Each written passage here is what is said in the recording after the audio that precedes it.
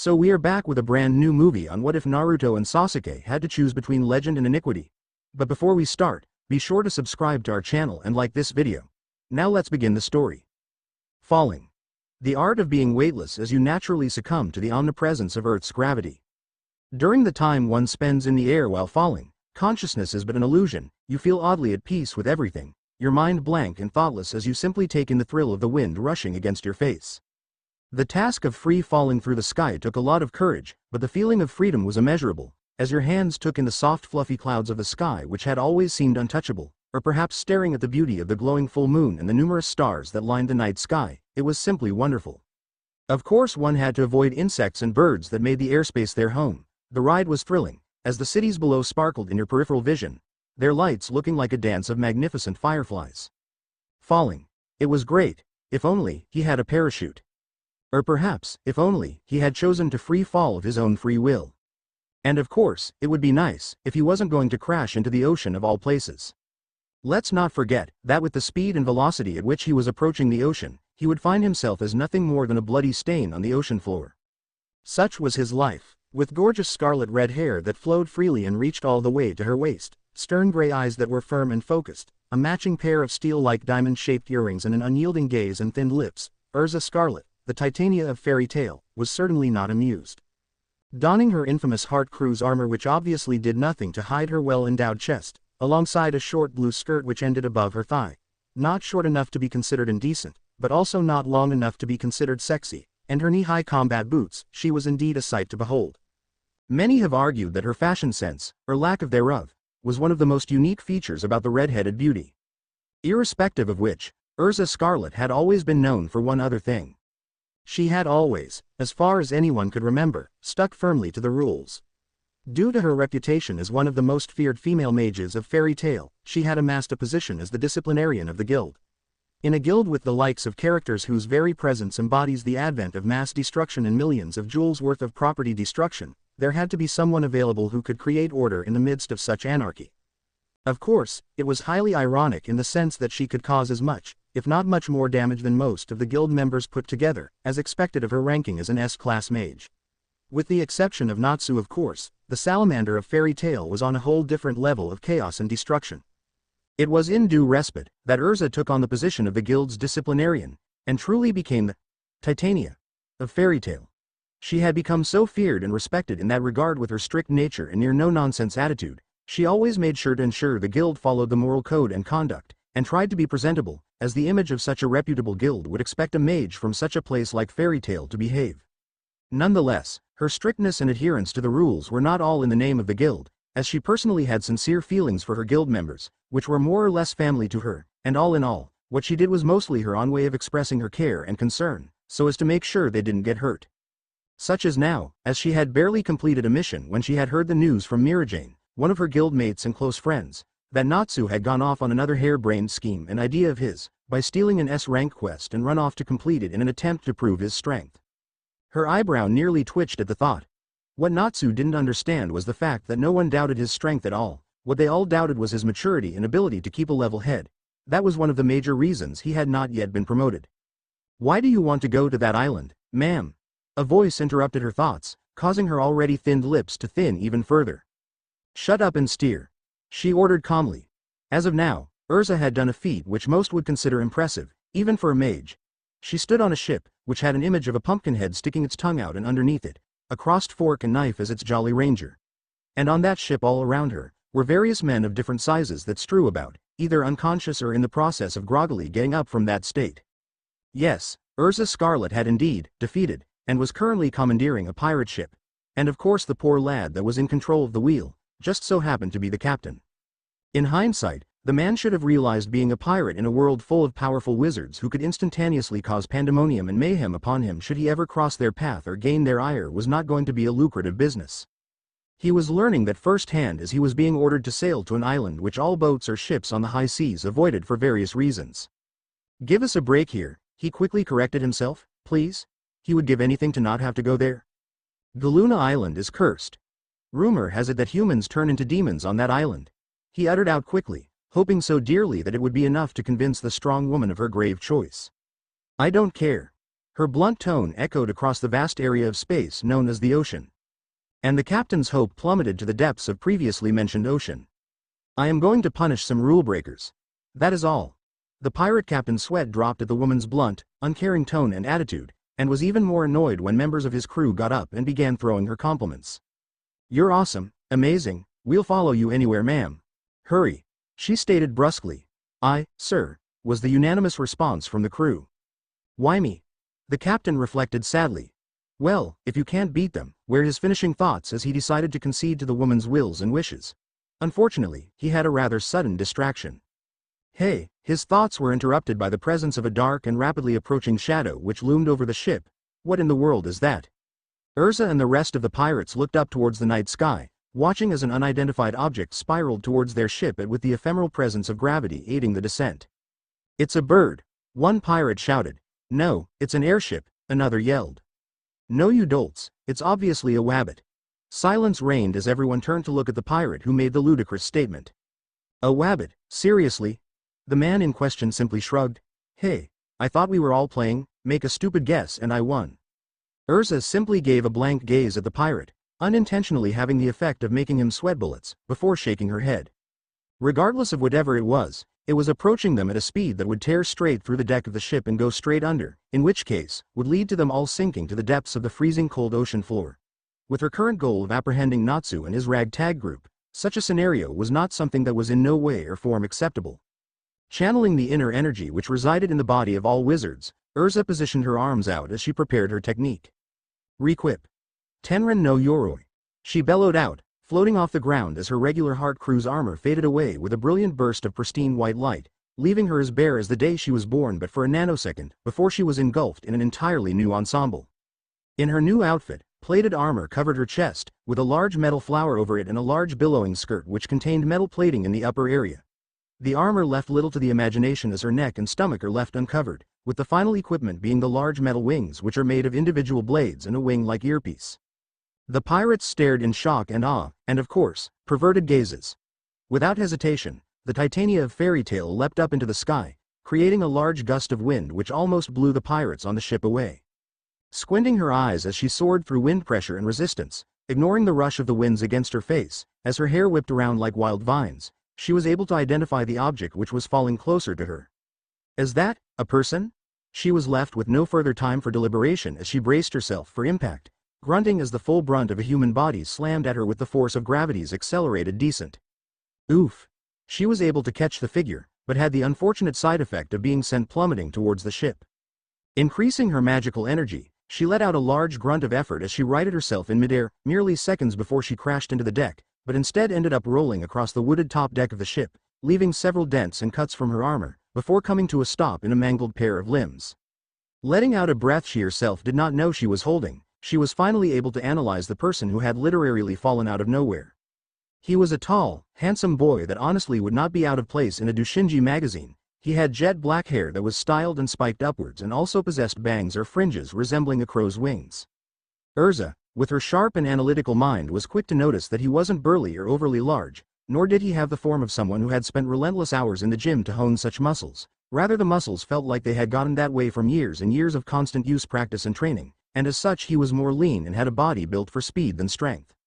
The reason as to how she'd deduced such was also the reason of her current embarrassment. Her body was entwined with him, her legs were wrapped around his in an intimate manner, her body was under and she could feel his weight and the strength of his muscles on her form. Of course, what affected her most was his face and lips hung close and his lips were mere inches away from hers. Urza fought down the reddening of her cheeks as she stared into the face of the mysterious young man. His face, regardless of his state of unconsciousness, was blank and impassive, yet somehow being simultaneously serene and peaceful, and his features were refined as though chiseled finely from stone by a master artisan. In a movement, she pushed the unconscious man gently off her and took in several deep breaths to calm herself down. Who the hell is this? One of the pirates asked rudely.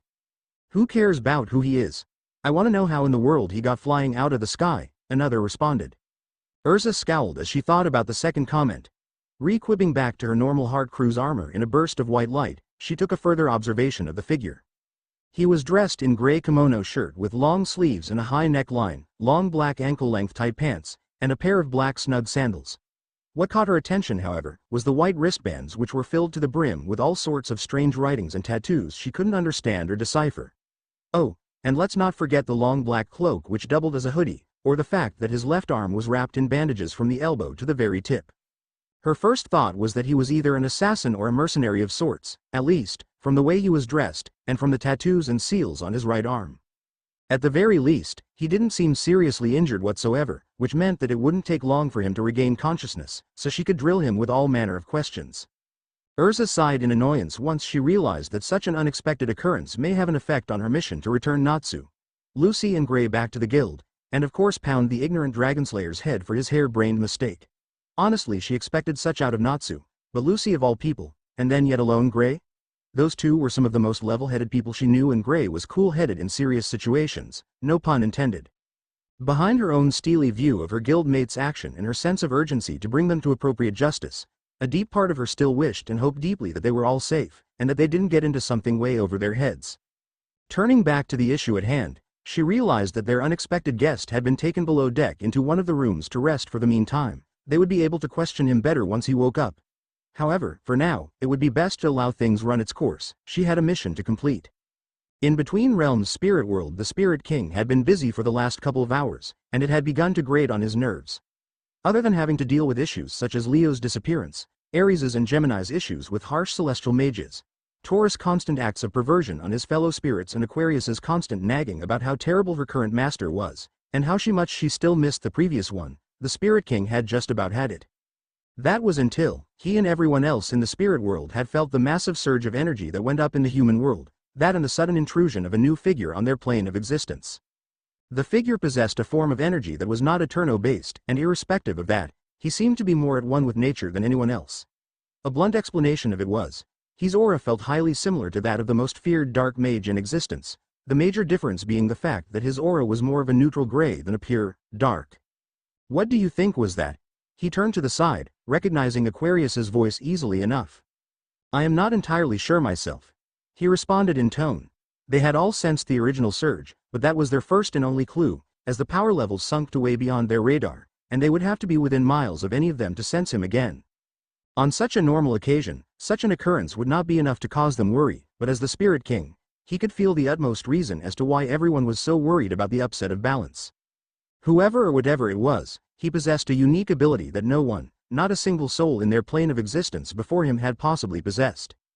Whoever you are, whatever you are, how do you possess such an ability? The Spirit King's eyes narrowed in distaste.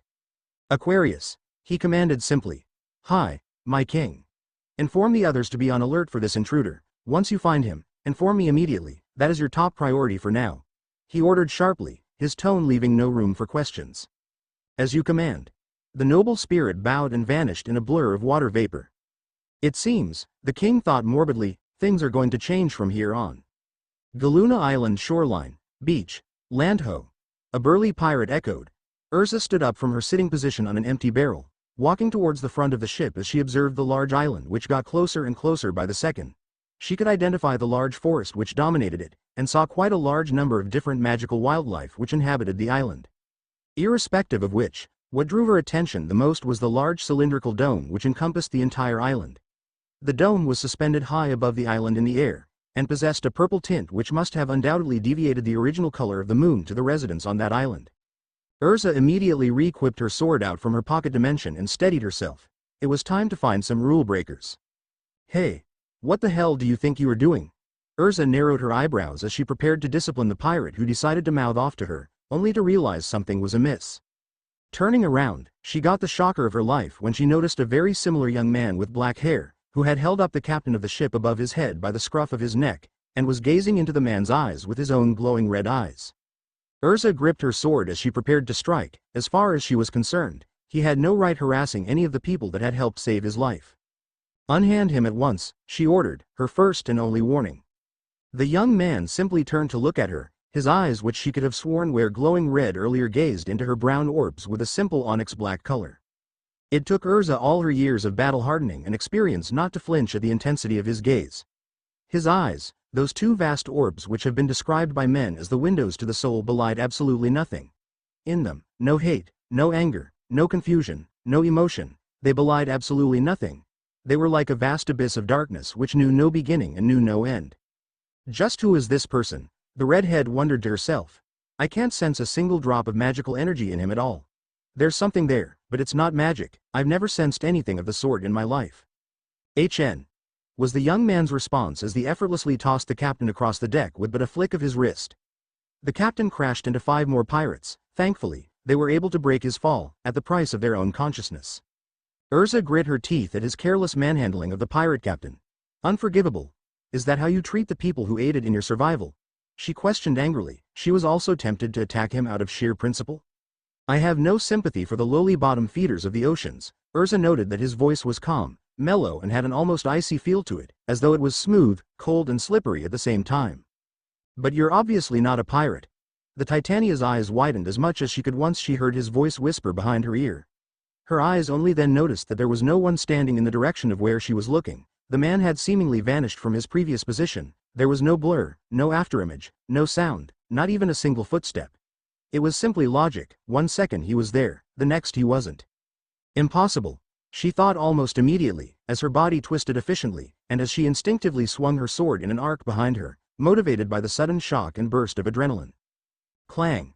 A shockwave of air erupted from the point of impact, creating a spherical burst of wind that traveled outwards at top speed, blowing away some of the spectating pirates, and echoing all around the island's shoreline. Impossible. There's no way. Urza could barely hide the gobsmacked expression of amazement on her face, as her pupils shook in barely restrained terror. As right in front of her, her sword was held firmly in place by a single, extended phalange. He blocked my sword strike with his finger? True to the feat, the young man stood with nothing more than his index finger stretched out to use as a defensive mechanism against the full brunt of Urza's attack. The tall young man still had a blank expression on his face, but hidden subtly, she could detect a smug grin behind his collected demeanor.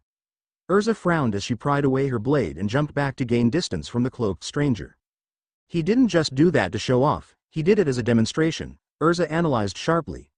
The man had escaped away from her sight and reappeared behind her so fast, that regardless of the fact that she had her sights on him the entire time, she could barely even notice him move.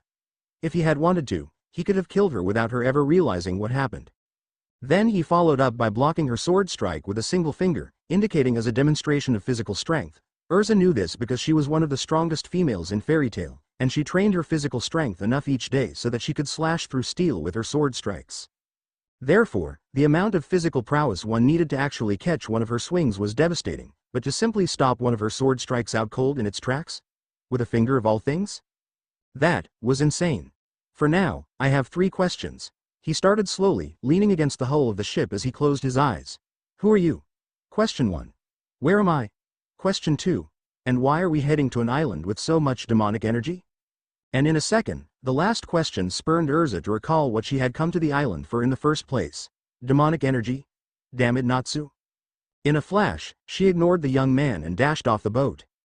Lucy Hartfilia felt that she had led a somewhat decent life, if rather short. She had got to complete her dream of joining Fairy Tale, had got to meet Natsu, the guild, and of course everyone else who had inspired her in one way or another. Her only regret was truly the pain that her death would cause everyone. That, and the fact that she had to die in the most pathetic way possible, and this time around, Natsu wasn't going to magically spring up and help her. As the giant, flying green rodent affectionately named Angelica lunged at her with the full mass of its body, she knew that there was nowhere to run, and no way to dodge. Especially as she had used up the last of her magical energy summoning up all her celestial spirits and then having no choice to use a forced gate closure on said spirits. She was finally out of juice. Closing her eyes and resigning herself to her fate, she waited to feel the overwhelming weight crush her bones to paste. Crash. Lucy stiffened suddenly when she heard the crash, but could not feel any form of physical harm. Only to slowly open her eyes and observe in awe. She was no longer on the floor, but rather was being carried bridal style by a figure. Her first instinct was to call out, Natsu, but then froze once she realized Natsu didn't have black hair. He was dressed in gray kimono shirt with long sleeves and a high neckline, long black ankle-length tight pants, and a pair of black snug sandals. He had jet black hair that was gelled and spiked upwards and also possessed bangs or fringes oddly reminiscent of a crow's wings. His cold face was putting Gray's easily to shame as it was refined and spotless, and easily looked like he could compete and win Sorcerer's Weekly Most Handsome Mage tournament. As much as she wanted to, Lucy could barely keep herself from blushing and stuttering like a schoolgirl. Who or you? She managed to utter out. What she was not expecting, however, was for the handsome teen to unceremoniously drop her on the floor like a sack of potatoes. Lucy had a tick mark on her forehead in slight annoyance, but before she could comment on it, the presence of an ominous shadow behind her froze her in her tracks. Urza! She yelled in delight and surprise, until remembering one little fact. They were not on a sanctioned mission, and there was only one possible reason Urza would be there. She gulped slightly. On second thought, perhaps getting crushed to death by a giant green rodent was not such a bad way to go. It had been a very odd day for one young man. First, he had fallen from the sky, with absolutely no memory of what had happened or could have happened that would have sent him spiraling from the sky on such a dangerous descent. Second, he had woken up on a pirate ship, a goddamned pirate ship, him. The preposterousness of it all was probably the only thing stopping him from assassinating every single last one of those pirates. Only to stop once he realized there was a beautiful swordswoman there who could probably provide him with more answers and in more detail than any pirate. Needless to say, he had already come to the possibility of the fact that he was nowhere near the elemental nations, as the distinct lack of chakra in the air, or in the bodies of people was more than just alarming. Basically, as far as he knew, every living thing in the world had a chakra network, regardless of whether it was active or dominant you still possessed it. Upon realizing, however, that he could not sense any being with chakra for miles, yet alone anyone with a chakra network, it was his first clue that something had gone horribly wrong. Times like this, he wished he possessed the Byakugan as well, just so he could give a large scan and layout of the land that would enable him to pick up his tracks and begin understanding this new society as a large. He had followed the mysterious red-headed woman not because she intrigued him, which she did, but mostly because he needed answers, and she had an aura of power, experience and a wealth of knowledge about her. He had not, of course, expected to end up saving a girl that was about to be crushed by a giant, fat green rat in a pink dress. He felt his eye twitch from the simple absurdity of that sentence. This world was suddenly starting to rank up to his in sheer levels of insanity alone. He didn't know exactly what possessed him to commit such an act, something his blonde teammate usually did without thinking, but on noticing how she was about to be crushed and how the red-headed armored woman was desperately trying to make it there in time, but was too slow, his body seemed to have acted of its own accord. If Naruto, Kakashi, or hell even Suigetsu or Jugo saw him do that, he'd never live it down. They'd pester him about that fact for all of eternity, until his soul was gone and immortal. Even then, he'd never hear the end of it. That was exactly why he had dropped the girl on the ground seconds after swooping her away to safety. He didn't have a damn hero complex, and he wasn't Naruto, damn it. He wanted to interrupt once he noticed the red-headed woman berate the other blonde woman for something that neither interested him nor was any of his business, but simply decided to keep a single ear on the conversation. Until he saw a cat. He saw a talking, flying, freaking blue cat, with a white underbelly and white tail tip. That could stand on its bloody hind legs and had angel-like white wings. He wanted to call bullshit and simply point out the fact. Alas, he was an Uchiha, and such an act would go against his clan's approved code of conduct. So instead, he settled for simply twitching his left eye continuously, in a way he hoped was subtle. Basically, he had no problem with a talking cat. He had seen enough of those back in his younger days. What surprised him was the fact that the cat had the ability to fly. Such ability, coupled with the natural speed, flexibility and dangers of a cat's sharp claws would make it the most revered summon in existence. A ghost of a shudder nearly came to him once he imagined Tor the cat, possessing the ability to fly. That damn demon cat was already the nightmare of each and every genin team that had graced Konohagakure no Sato. With the ability to fly added to the creature's repertoire, it would be the hardest damn thing to catch in the world, and they'd probably upgrade that mission to a B rank standing. So who's this? Urza? The blonde girl uttered nervously in an attempt to bring up small talk as she was tied up securely with ropes by the red-headed woman. You may call me Uchiha Sasuke, he stated in a bored but somewhat agitated tone, as his patience was finally beginning to wear off, and my patience is limited. He turned to stare at the woman who he had finally identified as Urza. I want information, he stated bluntly. I want to know. The dark-haired teen froze suddenly mid-sentence as his eyes narrowed nearly imperceptibly. Turning his gaze, he stared hardly at a bush of shrubs which were not that far off from their position. Without uttering a word, he vanished from sight, and appeared in front of the shrubs. Swinging his hand back, he slashed them all in one motion, sending leaves and grass soaring into the air. What was that all about? Lucy wondered aloud, her eyes widening in somewhat hidden shock as the teen literally vanished from sight at speeds she'd barely been able to follow. He just vanished, uttered Happy in a surprised tone, leaving Urza to narrow her eyes as she stared hard on the spot which he had stood previously. This was the second time he'd done something like that, and it had only confirmed her previous suspicion that he indeed was not using any magic to move that fast. It was pure, unrelenting speed. So far, she'd done her best to ignore the man, but she'd also kept a very close watch on him. As soon as she completed her task, she'd have a word with this Uchiha person. The brunette muttered something under his breath before calmly walked back to the two fairy tale wizards, with a contemplating look on his features. There was obviously a spy in those bushes. How did they get away from my notice so quickly? He mused to himself. Sasuke wore a small smirk on his features, as he glanced back to the women. It seemed that this world was going to be highly entertaining. Galuna Island Village. Nighttime. Sasuke lay high on a tree branch as he watched the festivities go on. For the most part, he'd done nothing but gather information about this world he was in from the villagers, though the information was limited due to the antisocial nature of the village, and the fact that they had not communicated with the mainland continent in years. What he was able to gather, though, did match up with his suspicions. This world was named Earthland, and so far he was on the border of the Kingdom of Fury. No one, absolutely no one, seemed to even have an inkling of a clue as to where or what the elemental nations was. Apparently, from his knowledge, limited as it was, he'd realized that no one had chakra in this world, but apparently they used magic. He had assumed it to be a joke of some sort at first, until he realized that they were absolutely serious about the fact, and even went to point out the tradition of wizards who joined guilds and took on quests. Thankfully, it had been easy enough to relate to the shinobi system back at Konoha, with mages and missions possessing ranks which went up from D rank, which was the lowest, to S rank, which was the highest. And from what he'd glimmered out from the mages he'd met, this was an S rank mission. However, the people who had taken it up were not S rank mages themselves, and in doing so they had broken the guild rules, which was why Urza, the red-headed mage he met earlier, had been sent out to retrieve and reprimand them.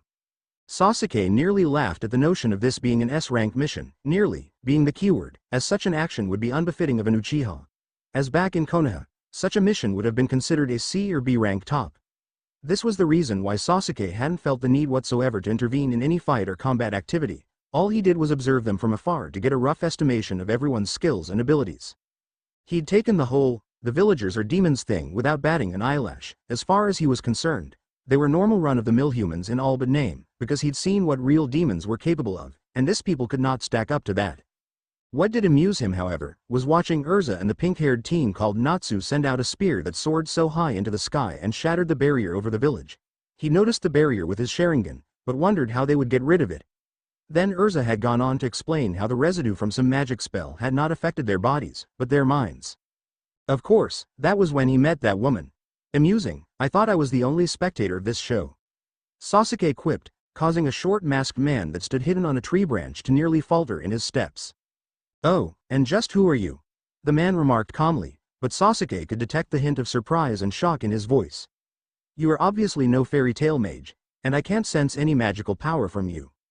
You are not worthy of gaining the knowledge of my identity, he stated slowly. After all, you never gave me yours, he retorted calmly. Oh, fascinating. You may call me, he started slowly, eyes not moving away from Sasuke for even a second.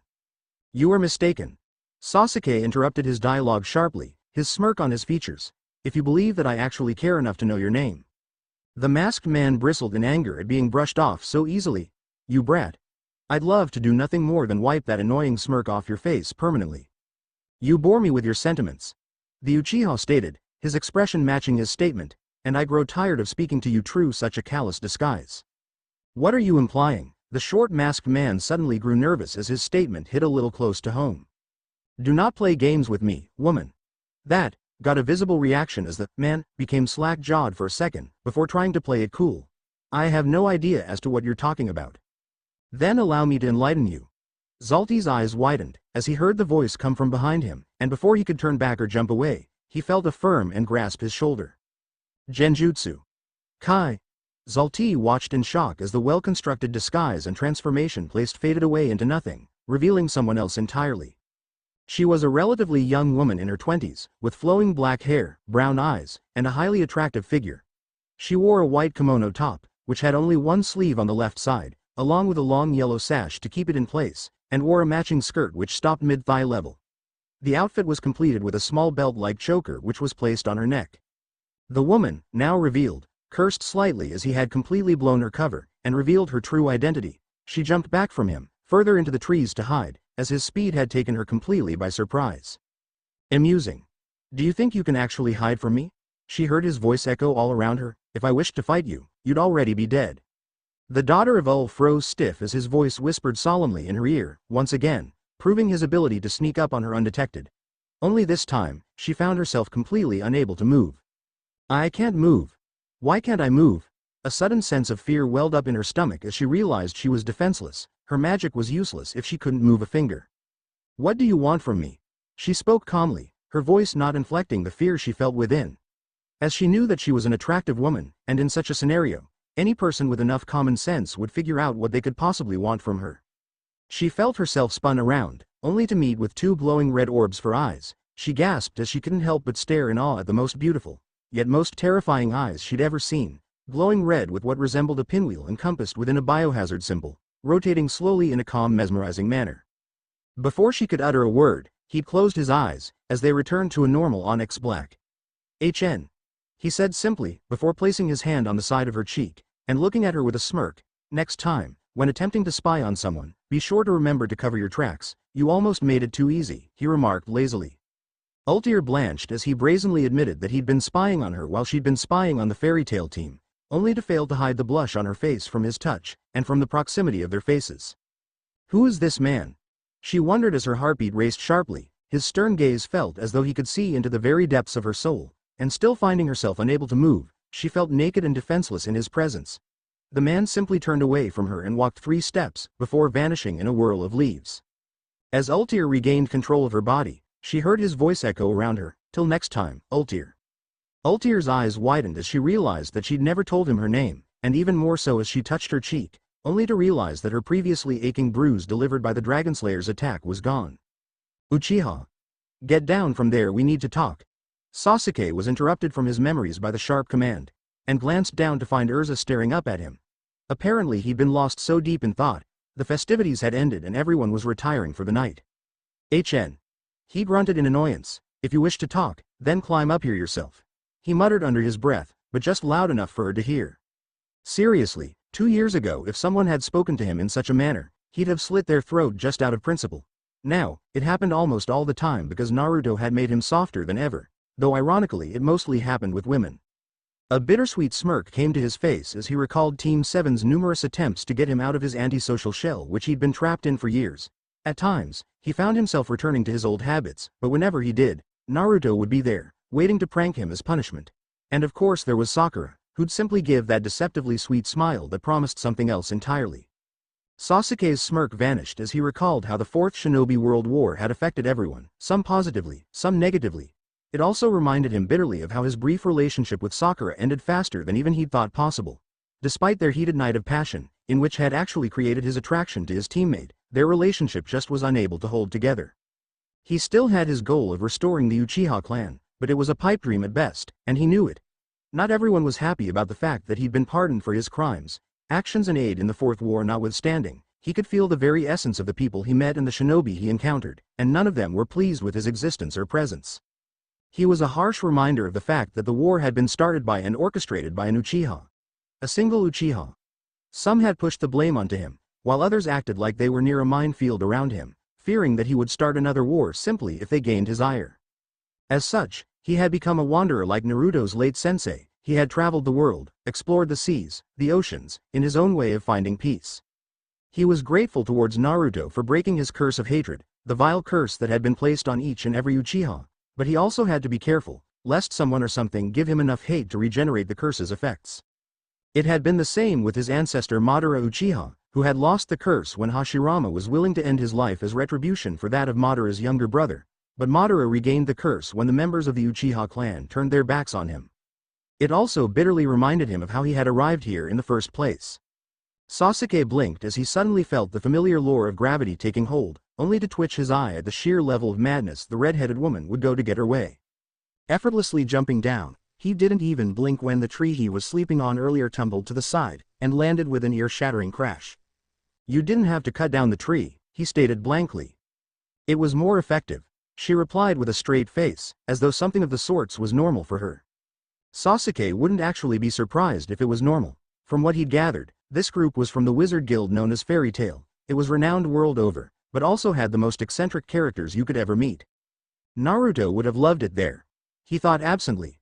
Apparently, Urza was the only S-ranked wizard on the island, and was known as the Titania. of fairy tale.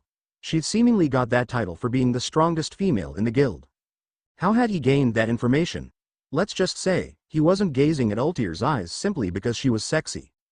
Urza, on the other hand, had a lot of questions simply lining up in her mind, but the most prominent one sprung up first. How did you end up falling out of the sky? I don't recall. He replied. My memory of that incident is still unclear. Which was actually the truth. He had no idea as to how he'd ended up falling out of the sky, over the ocean. She stared at him with a gaze that would have intimidated lesser men, but Sasuke had faced down much worse than what she was giving him, and he didn't even bat an eyelash. Rather, he found it amusing. What's so funny? She asked, eyebrows furrowing in distaste. Sasuke contemplated whether or not he should answer. He was about to give out a HN, when he froze, and looked around out of instinct, recalling the times a certain blonde shinobi had blasted him with glitter and orange paint for his one-line antisocial responses. Thankfully, he recalled that he was in another dimension entirely, regardless of which, Naruto's rehabilitation pranks had instilled in him the desire to become less antisocial, for the sake of self-preservation, and now it had become a subconscious action. He could almost imagine the blonde grinning ear to ear in satisfaction. Nothing. He stated simply, but by the look she was giving him, he could tell that she didn't believe him, and more importantly that she didn't trust him. Not that he could blame her, hell, he would be distrustful of himself if he was in her shoes. He did fall out of the sky after all. You have my gratitude for saving my friend earlier, she stated brusquely, staring at him harder than before, but I need to know what your intentions are. My intentions? Sasuke smirked. This was certainly amusing. Other than getting off this island, I don't believe I have any other plans that you need to know of. He added mentally, it wasn't like she could force it out of him. I have no reason to attack any of you, my goal is simply to reach the main continent, that is all. I see. She seemed calmed by his declaration, but was still somewhat wary of him. We leave tomorrow after dawn. Don't be late. HN. He grunted out, only realizing what he'd said after he said it. Old habits die hard, I guess.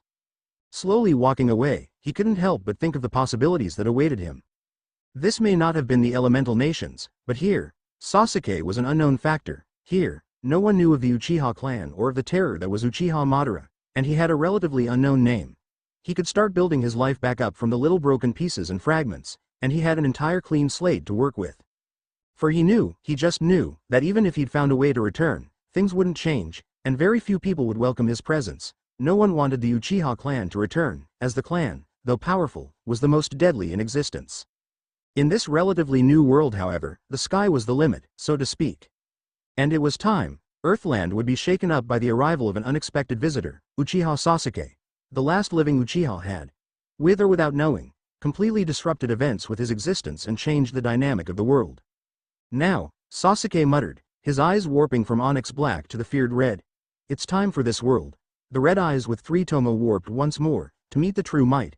The pinwheel biohazard symbol switched and turned, as his left eye turned from red to purple.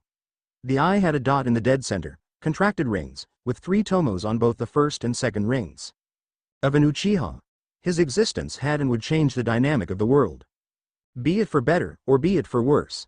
The trip back to the guild was largely uneventful for some, and a complete bore for others. Natsu had been out of commission for the entire ship ride, his weakness against all forms of transportation taking out all the fun in his journey. Gray was still healing from his wounds in his fight against Leon, and Lucy was simply overjoyed at being the only one to gain anything out of the mission, a new celestial spirit. For the entirety of the ride, Lucy and Gray had barely spoken to the mysterious newcomer who stayed on his own for the most part, simply staring out to the ocean without a seeming care in the world. Though he had been cordial enough to introduce himself and get their names in return, he hadn't said or done anything much else.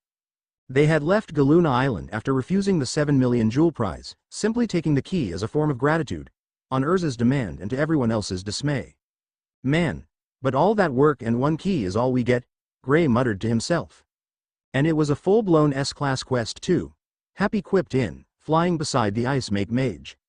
Sasuke could barely prevent himself from snorting in disbelief. It wasn't a proper job. Urza added, her eyes finally straying away from the mysterious brunette. This much is just about right. Yup. No complaints. Lucy added with a gleeful grin plastered on her face, being the only one who actually gained anything from the treacherous trip. You're the only one it's any use to, Lucy. The cat grumbled before smirking, at least, smirking as much as one could imagine a flying blue cat smirk. Sasuke had still not gotten over the concept. Let's sell it, he suggested, watching as Lucy glanced back at him in apprehension. "No way," she declared. "There are only 12 of the Golden Zodiac Gate keys in the whole world. They're super duper rare." This did somewhat pique Sasuke's interest, as he was still not exactly a world expert on Earthland and its mysteries. Natsu had a skeptic look on his face as he glanced at Lucy and finally added to the conversation. "You mean that cow and maid?" Lucy bristled slightly at the comment, becoming somewhat defensive. "As I progress, my spirits will get way stronger." For some reason Sasuke doubted that. As far as he was concerned, her strength would never be unleashed if all she did was summon creatures to fight for her. In the elemental nations, the closest in comparison would be the puppeteers of Sanagakure no Sato. While their puppets were dangerous on their own, holding immense power, it was easy enough to defeat them due to the fact that they were next to nothing without their puppets. Sasuke had learned that specialization in one single district would get you killed instantly if you were to go against your perfect antithesis. He could use this to his advantage though, as he realized that most mages only knew how to perform one particular type of magic.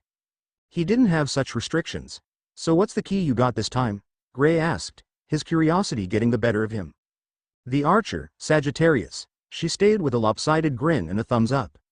Isn't that half man half horse?" The student of Ull looked somewhat more interested. "No, I think it's the other way around," Lucy said with an afterthought.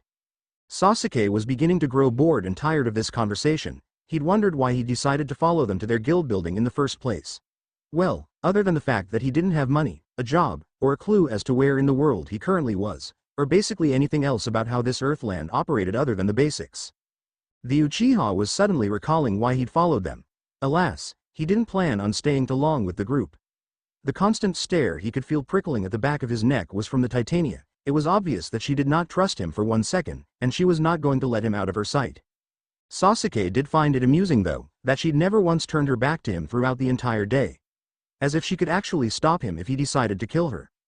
"Easy going, aren't we?" Urza inquired, her voice easily ending their conversation. "You haven't forgotten that you'll be punished when we get back, have you?" With her simple declaration, their happy-go-lucky attitude was brought to a forceful halt. Sasuke had to suppress a sigh of relief. He'd barely withstood their senseless chatter. He paused and mused once more, recalling the fact that they'd apparently gone on an S-rank mission without permission. It was a reminder of the fact that this world was absolutely nothing like Konoha. Basically, he determined that with the exception of Urza, they were all genin level at the very least. Lucy barely counting as an academy student. If a group of genin actually stole an S-rank mission, the cage would barely have to bother about punishing them afterwards. You can't punish a dead man after all. There was no maybe, no perhaps, no some way. The fact was that a genin could not survive an S-rank mission, period. Hell, Chunin and Jonin could barely survive S-rank missions. This was what cemented his viewpoint of the difference in power between this world and his. Sasuke's mouth became a thin line. He realized he'd been comparing everything and everyone in this dimension to his previous, irrespective of the fact that he'd made the decision to try and restart things here with a clean slate. Of course it was to be expected, he was human after all. It's not like he could just cut off all strings and attractions between his previous world and move on. He, of all people, knew that he had always had problems moving on, with his several years' grudge and promise of vengeance against Itachi and against Konoha being prime examples of his inability to easily let go to the past. Of course, starting on a clean slate was going to be somewhat impossible for a reason. After all, as he was once a shinobi, he would always be a shinobi. He contemplated on what he would do now though. He'd obviously become a wizard and take on quests and missions for the thrill of a good battle and a challenge, but other than that, what lay ahead? He'd already decided one thing though. No guilds. He wasn't going to sit around and waste his time chatting up other mages for the fun of it, nor did he see the reason or purpose to fall under the thumb of both the guild master and the notorious magic council. He just left a career working as an agent of a government military. He didn't feel all that determined to jump right into another one, albeit indirectly. For now, Sasuke's goal was simple. Find the strongest people in this new world, every last one of them, and challenge them to see where he stood in the totem pole. The whole, no killing, thing kind of annoyed him somewhat, so he wondered could find out if there was anyone in this world that would actually be capable of making him go all out. Back in the elemental nations, only Naruto could actually give him a challenge in a fight when he was serious, and their spars had all permanently changed the landscape in one form or another, which meant he'd have to find some way to tone it down against minor threats, else he'd end up killing people without even intending to, and become a major criminal in this world. Sasuke had no intentions of returning to World's Most Wanted status, as the last time he had done it, he knew what he was getting into. But here, in a relatively unknown world with unknown dangers, people, and powers, That would be going on a very high spectrum of the stupid meter? The Uchiha almost smacked himself in annoyance when he realized he'd been comparing his old world and this one, again. Apparently it was going to take some time to get used to. We're home. The brunette was drawn from his thoughts by a loud shout from the pink-haired boy known as Natsu. This is fairy tale. Come on in. He gestured towards the Uchiha. Sasuke simply raised an eyebrow at the eccentric teen. So far, he'd been the only one that he had not sensed even a single drop of hostility or suspicion from. He was either extremely trustful or extremely dense. Sasuke gave the verbal equivalent of a shrug, HN. As he walked into the building, he prepared himself for anything and everything possible, as this world had proven, in his relatively short stay, that the impossible was possible. Yes, he still hadn't entirely gotten over the flying blue cat. As Sasuke took his first steps into the guild, he couldn't help but feel just a little bit underwhelmed.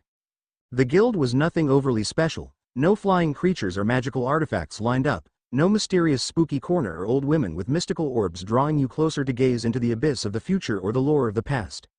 No people on magical broomsticks with silly names like Firebolt flying over the place.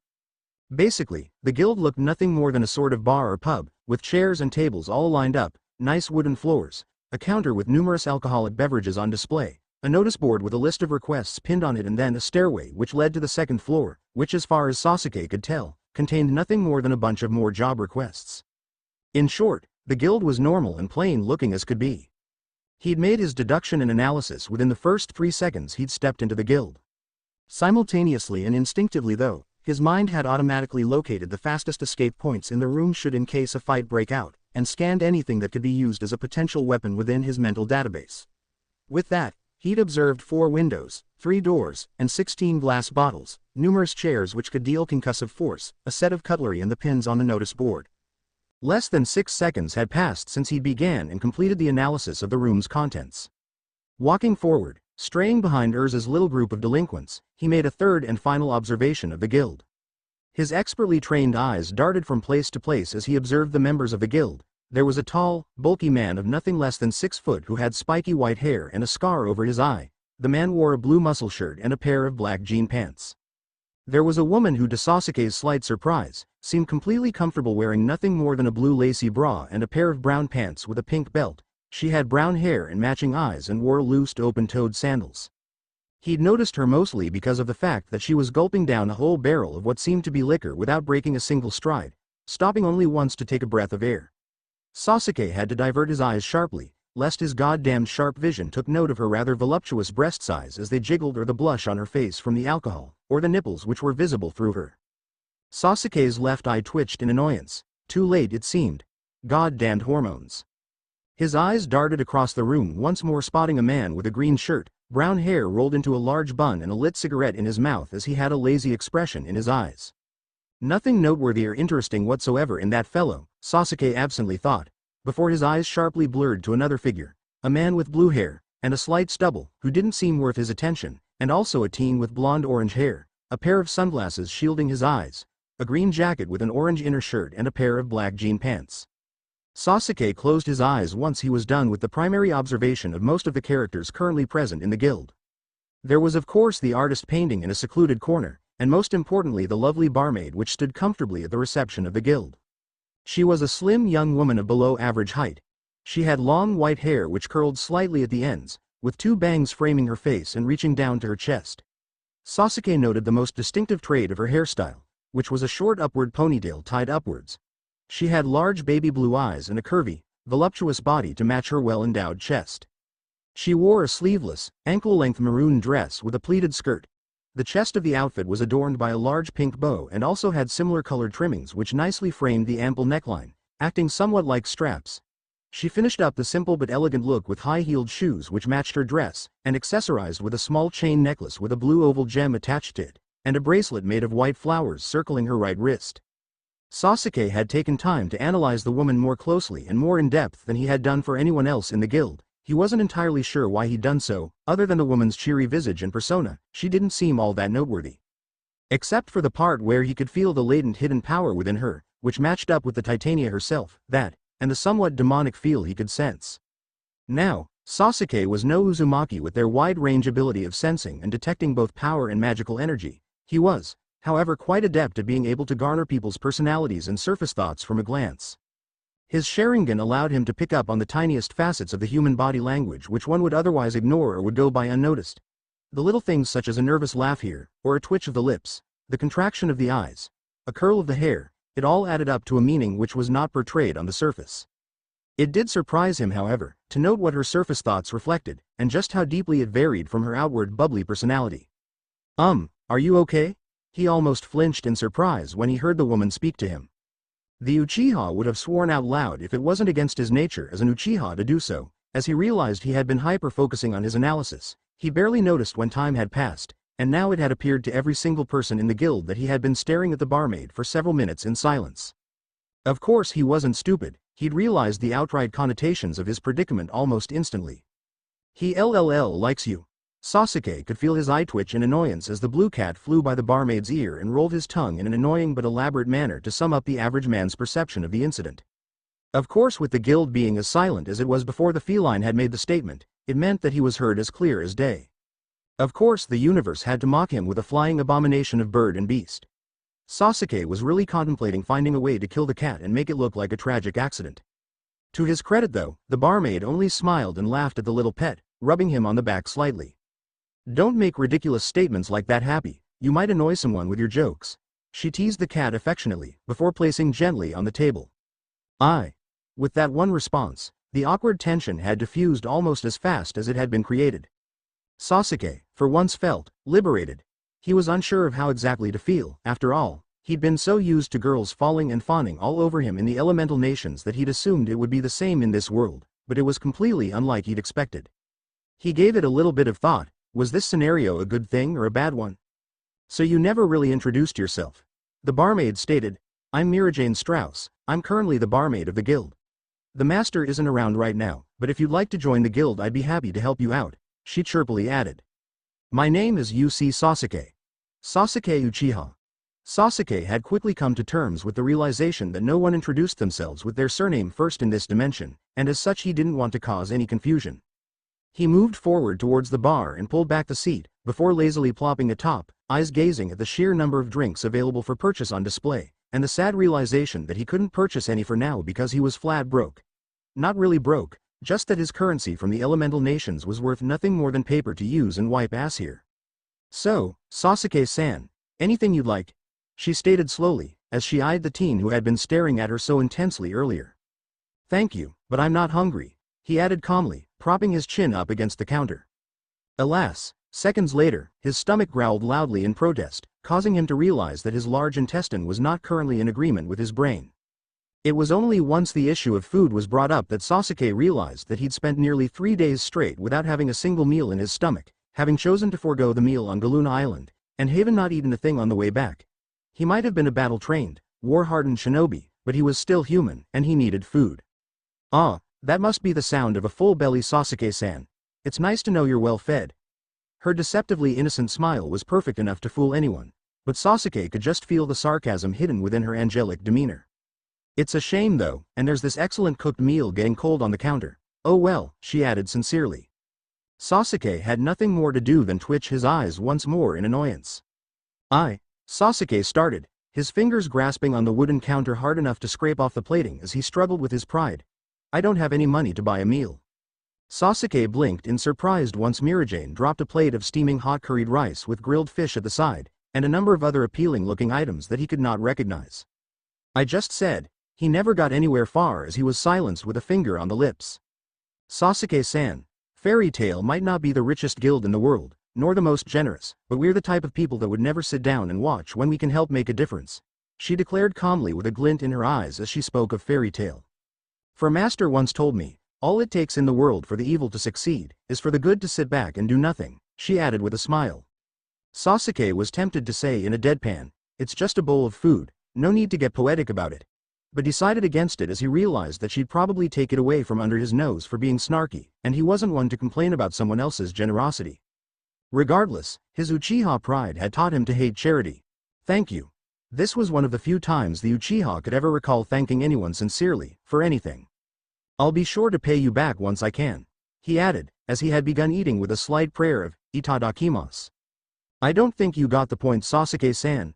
Mira-Jane stated slightly in a deadpan. You don't have to pay me back. I know.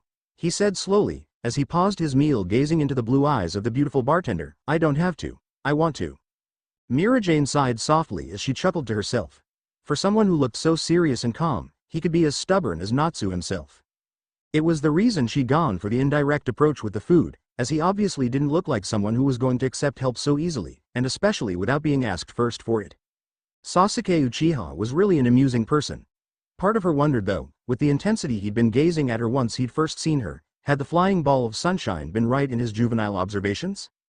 Glancing over the young man once more, she shook her head in disbelief. She was clearly overthinking things. Hopefully. Magnolia Streets 30 minutes later. It hadn't taken overly long for the Uchiha to finish his meal, after which had struck up a conversation with the bartender, Mage.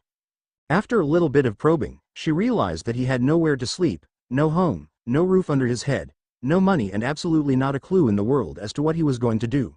So far, they'd reached an agreement of sorts. He'd sleep over at the Fairy Tale Guild for the main time, helping her out with some menial chores until he took some quests to earn enough money to find himself a permanent place to stay. There was just one problem with that scenario though. Why don't you want to join Fairy Tale? Mira asked calmly. As of now, he was helping her with a few of the guild's groceries. Yes, groceries. He wasn't arrogant or narcissistic enough to feel so self-absorbed to the point at which he would consider himself above such tasks. Wait, scratch that. 2 years ago he probably would have found the notion of him doing such to be absolutely ridiculous. I have nothing against Fairy Tale, which was true. The guild was decent enough from what he'd garnered. I simply have no desire to join any guild. As they walked down the stony path which led down to the guild, they made an odd pair with Sasuke being almost a head taller than Mira-Jane, and with him carrying several bags filled with grocery items such as bread, carrots, vegetables and milk, all without strain on one hand. The one that wasn't wrapped from elbow to finger in bandages. And you still haven't told me why that is.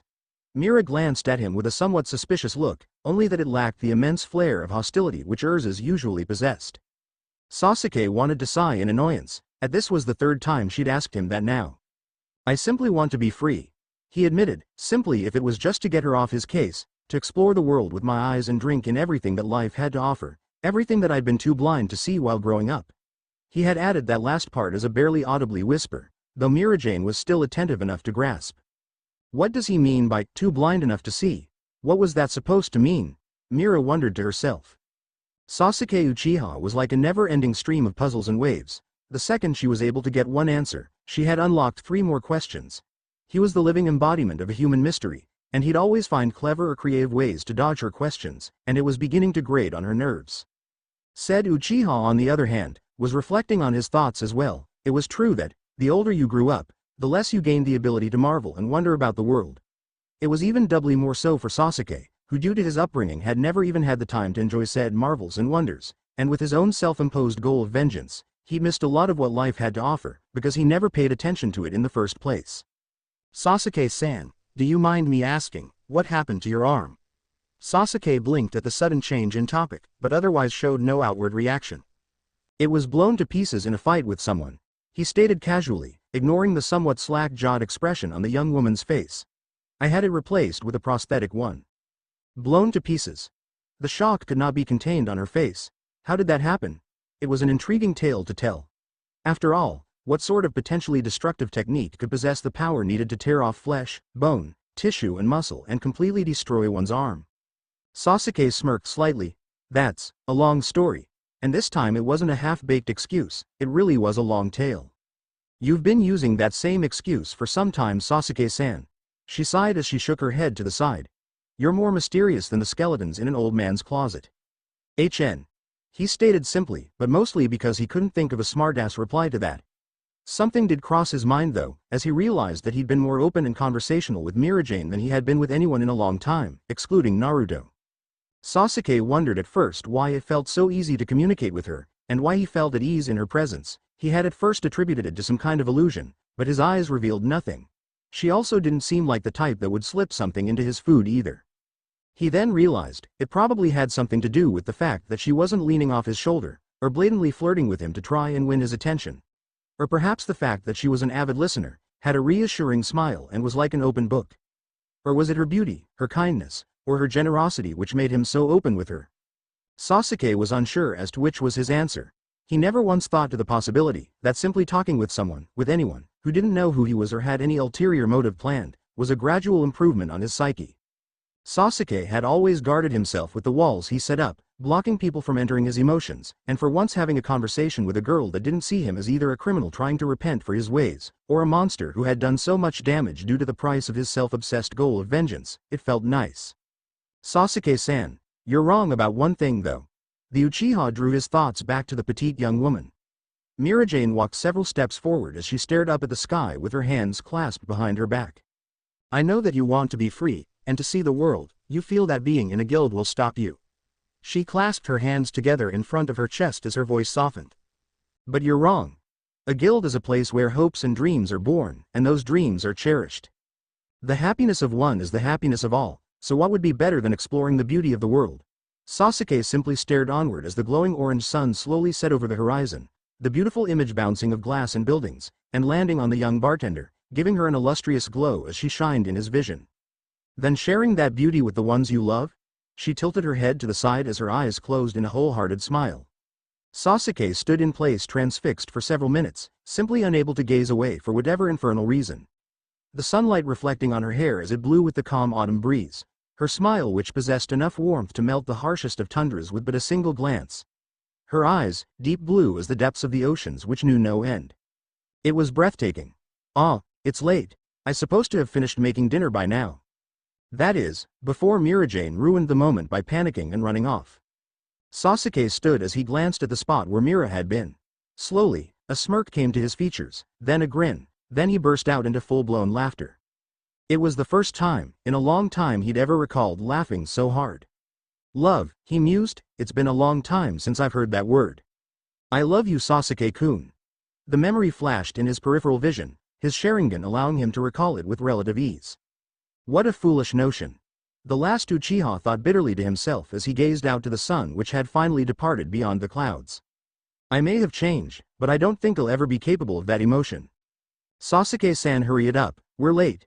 Mirajane called out from several feet away. No, not ever. Magnolia Fairy Tale Guild Hall later that night. When dusk had come, and Fairy Tale was out of rum, it was usually time for most of the members to head on home for the night. Sasuke had merely watched in amusement from the sidelines as the guild threw an outrageous party, for no reason whatsoever. The party, sometime in, had eventually escalated to a full-on brawl within the guild, causing the guild master to weep at more funds that were going to be spent on the repairs of the damaged guild hall. Thankfully none of them were fighting with magic, otherwise there wouldn't be any guild left to repair. Regardless of which, the guild master had been very lenient in letting Sasuke sleep in the guild overnight, which was somewhat surprising to the Uchiha.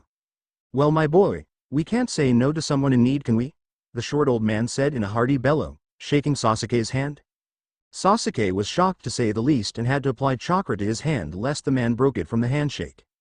All plans the Uchiha possessed on defeating the tiny old man who had gained the title of Wizard Saint suddenly flew out the window. The old man was insanely strong, judging by the fact that he'd barely looked as though he had put any energy in his handshake. It was like he wasn't even trying. Appearances were truly deceiving after all. You're strong boy, the old man said in a toothy grin. Thank you so much master, Mirajane said chirpily as the old man agreed to the proposal. Of course, just as long as young Sasuke here makes sure he knows where his hands are at all times, or as long as you two keep the noise down to a minimum.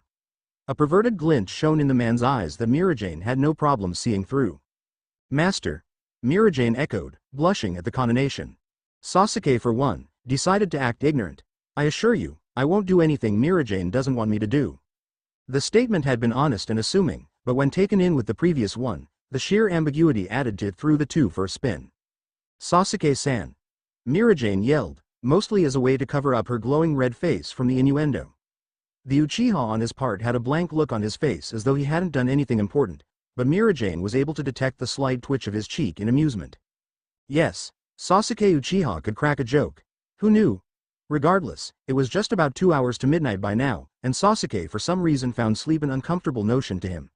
Sneaking out of his little room in the basement of the guild without being noticed or spotted, he made a beeline for the very top of the guild, a somewhat serene spot where he could lay his back and simply gaze into the stars. The cool breeze of the night did nothing to deter him, regardless of the fact that he'd changed into a simple sleeveless blue top and a pair of shorts. He couldn't help but think. It really dawned on him now that he was in a new world, as the constellation of the stars were completely different from what he'd gotten used to back in the elemental nations. A small smile came to his features, as he realized that he'd only gotten into the habit of gazing into the sky after spending time with that lazy Nara.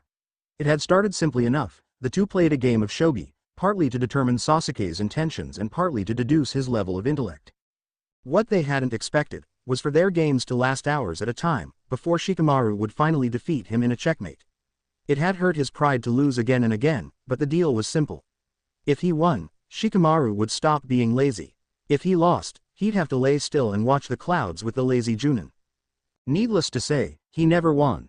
Not even once, and due to how long their matches were, they'd usually ended up around night time, when the Uchiha would be forced to swallow his pride and gaze blankly at the clouds.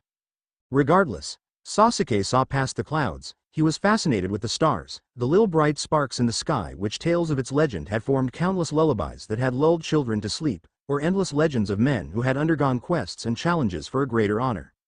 That was when he'd picked up an interest in learning the constellations of the starry skies. It was a form of relaxation for him. He'd never admit it, but he was grateful to the Nara's cold but indifferent outlook on him. After their first shogi match, the Nara treated him with indifference, as though he was just like everyone else, and not with the suspicious or wary gazes given to him by civilians and shinobi alike. Sasuke's lips turned into a smirk. He supposed one of the benefits of having an IQ of above 200 was that you didn't have time to deal with trivialities, because you were much smarter than that. His smirk vanished not long after though, as he realized he'd been reminiscing of a past that was no longer available to him. Of the good moments and times he'd had with the Konoha 11 to regain their trust. There was no point thinking about it now, was there? There was no turning back, and there was no use crying over spilt milk. 1,000 times he'd thought, what would have happened differently if Itachi hadn't planted the seed of vengeance into his head? What would have been different if he'd never ran off to Orochimaru or joined the Akatsuki? What would have been different if he hadn't been so gullible, so naive, and so easy to manipulate? Regardless of what the answers were, it was already too late. Sasuke hummed a little song to himself as he noticed the weather get somewhat colder as the temperature fell, and the humidity rose. The song he was humming in particular was one that his mother, Mikoto Uchiha, used to sing to him and Itachi when they were younger. Glancing around to realize that no one was within range, he touched the bandage on his prosthetic arm, revealing a storage seal. With a little application of chakra, there was a puff of smoke, before an item appeared before him. It was a small flute, of about 7 inches. It has a nice blue color with splashes of royal purple on the side. The flute was old, however. It had several dents and scrapes, and the paint was almost rusted on the side. It was one of the things he'd taken from his Uchiha compound. It was his mother's flute. She was a fine kunoichi that excelled at genjutsu, but with her identity as an Uchiha, she needed something unique of her own, so she began using the battle flute, as no one would have expected an Uchiha of all people to use sound-based genjutsu. He tested the flute with utmost care, held it slowly in his hands like it was a fragile piece of glass, before placing it at the tip of his lips. And then, he began to play. Insert fairy tale Ost. Sad theme. The slow tune echoed out across the night sky, and those few members of Fairy Tail that were left in the guild couldn't help wonder where the tune was coming from. You guys hear that? Wakaba asked as the guild quieted down to listen. It's coming from the roof. Mikao added. The rest of the members of Fairy Tail couldn't help but feel the rhythm of the song. It felt as though it went past their barriers as it hit a painful spot they'd all tried to forget. Mira Jane and Elfman paused and glanced at each other as she was reminded of Lisanna, of the girl's kind smile and loving nature, of her childlike eyes which sparkled constantly in admiration and in joy. Don't be so mean, Mira Nisan. Mira Jane held back the tears that threatened to fall from her eyes. Lisanna. Gray was reminded of his time with Ul, his most unsavory moments. Stop this. There's no way you can win against Deliora as you are Gray. Shut up. You think you can understand? He yelled coldly. I'm going to avenge my Tu-san and my Ka-san. You got a problem with that? You leave and you're expelled. Fine. That sounds good to me. If I die, then I'll haunt you for not teaching me more powerful magic. Gray could do nothing but clench his fists hard enough to draw blood. He couldn't help but recall the moments of his childhood that were most painful to him. I'll do anything you say from now on. Please just stop it, Gray yelled, tears streaming down his cheeks. Don't be sad. Ul smiled in her final moments as her body cracked away into ice. All live on, as the ice, for all eternity. Go forth, to your future.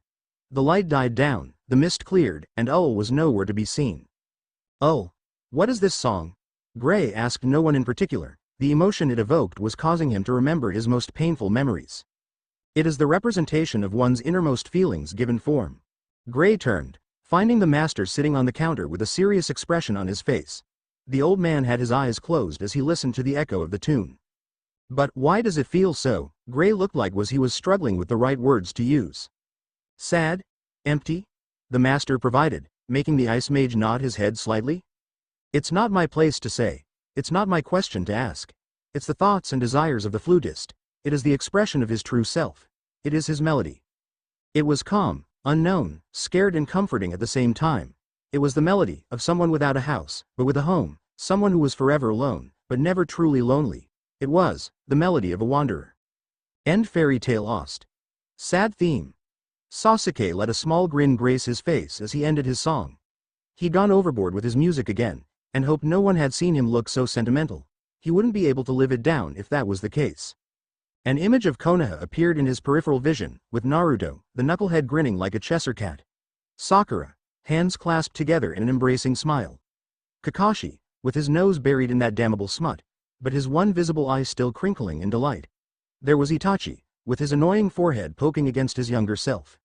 His father, Fugaku, staring at him with his strict but approving gaze. Most importantly, there was Mikoto, his Ka-san, his mother, the warm smile of the woman that had brought him into this world in the first place. The most important female figure in his life, and truly the only female he'd ever known. Part of him couldn't help but think, what would her opinion of him be now? Glancing a small smile to the moon which lay up high above the clouds, he never paid any notice to the magnanimous echo of applause that came from within the guild. Unknown location secret hideout. Master, it seems that we've confirmed that one of the keys to freeing Zareth could very well be in that town or in the forests surrounding it. A woman's voice spoke calmly, as she walked down the fancy vintage-styled carpet that laid around the guild master's throne room. Excellent. Let two of you go down to confirm the pickup.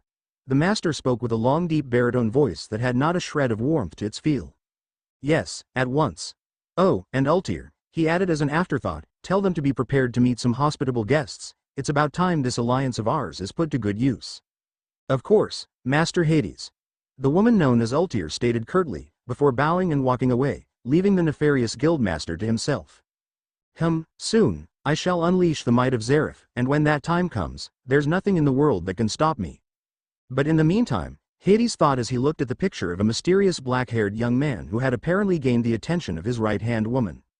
Sasuke Uchiha, Hades grinned, as the picture in his hands slowly turned to ash. What an amusing person. Dawn had come very early the next morning, as the sun allowed itself to be seen once more by the denizens of the world. Birds and mammals alike awoke from their sleepy trance, as they vacated the realm of Morpheus and returned to reality. Bustling on the streets of Magnolia, men and women alike could be seen in business suits of all forms and types hurrying to get to their place of work, or to catch the early morning train at the Magnolia station. Mailmen alike were notably one of the earliest risers, following side by side with the newspaper delivery boys or even the occasional couriers. Amongst this notable group of early risers was a particular young man, who got up neither to make some sort of monetary gain or due to the nature of an occupation, but did so for an entirely different reason. Two somewhat weary black eyes slowly opened themselves to the world. Outside was still dark as the sun had yet to peek up beyond the horizon. Sitting up slowly, Sasuke muffled a yawn as he ran his hand through his mess of black hair, squinting slightly as he took a few nanoseconds to readjust his sight to the environment. With two firm blinks of his eyes, whatever state of dysania which had previously threatened to overcome him vanished into nothingness. He'd been allowed to sleep in the basement of the guild, which mostly stored the provisions and other necessities for the guild. Thankfully, he'd been given a nice inflatable bed which he had made use of. Sasuke stood up from his makeshift bed before deflating it. Walking around, he did some stretches first to regain the flexibility in his muscles and to rejuvenate himself from his still slightly sleepy state. Sasuke had gotten up earlier than the sun, and had since then spent his time doing his full-body, early morning workout. Sitting on the floor, he began instantly with 350 squats, not stopping or slowing down his momentum for even the slightest of seconds. This was mostly the warm-up to his exercise, however. It hadn't taken him long to complete the exercise at 1 squat per second. By the time he'd finished his warm-up, the sun was now slowly peeking over the horizon, and the darkness had changed to an eerie but comfortable blue hue. Standing up slightly without even having broken a sweat, he discarded his shirt to the side, and got down on his hands and feet, to start up the real exercise. With both hands positioned in a fist, he began a series of push-ups. Feeling little to no strain on his muscles from the exercise, he decided to up the difficulty level. Attaching weights to his arms and legs that increased his overall weight and the overall difficulty of the exercise, he began the exercise anew. 1, 2, 3. Sasuke's mind quickly diverted to the course of action which he'd planned on taking today. The first and foremost was to leave the Fairy Tail Guild.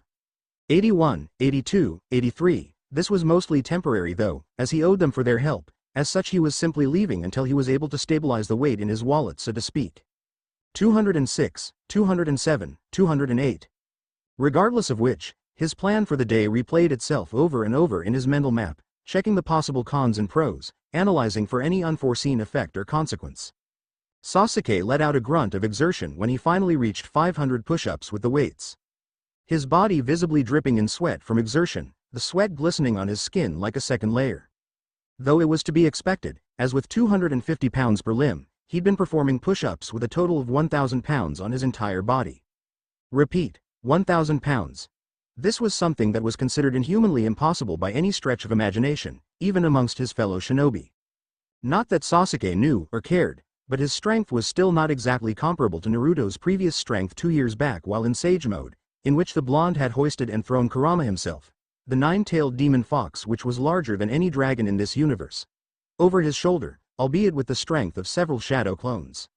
Regardless, Sasuke had just recently started to gain that level of raw strength.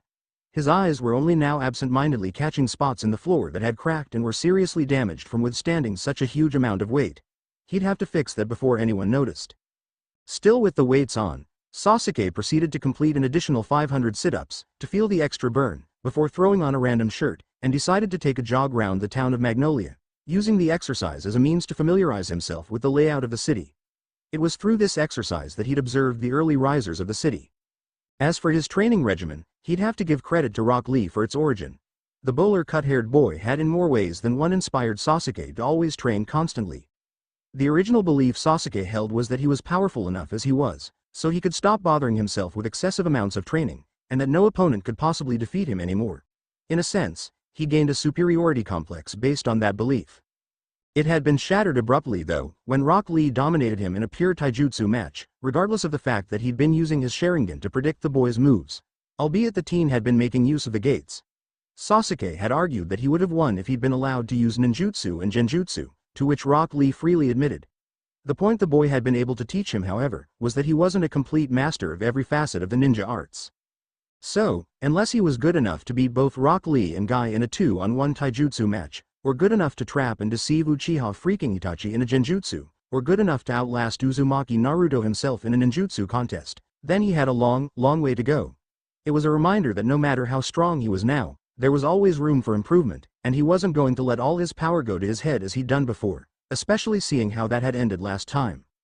While still jogging around the city, his mind burning the images and locations of places into his memory, Sasuke came to a sudden halt, or more accurately, was forced to come to a halt when someone barreled straight into him. The sudden surprise of an unexpected force stunned the Uchiha slightly, as he subconsciously attempted to use chakra to stick to the ground, but rather failed sourly as he'd been slammed into just as his right foot had disconnected with the floor in his jog, causing him to tip over on his weaker leg, the additional mass of heavy weight on his body being all that was needed to disrupt his normally impeccable balance. The results were a collision between unmovable object and barreling force.